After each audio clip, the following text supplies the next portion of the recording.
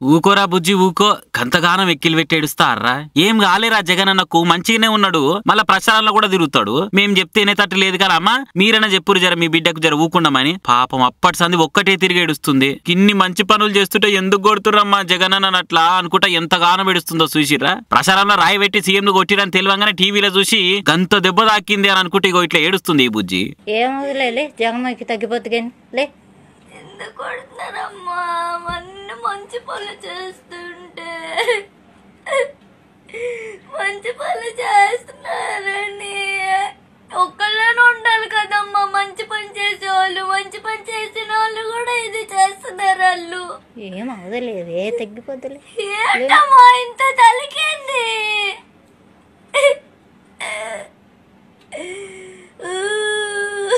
జగన్ మామ నాకు తల్లికంది, నేను చూడబోతున్నాను.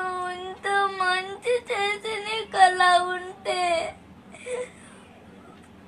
ఎంతో హ్యాపీగా ఫీల్ అయ్యాను. బాయ్ నువ్వు విజయవాడ వచ్చి బస్ అందరికి ఇలా వచ్చావని.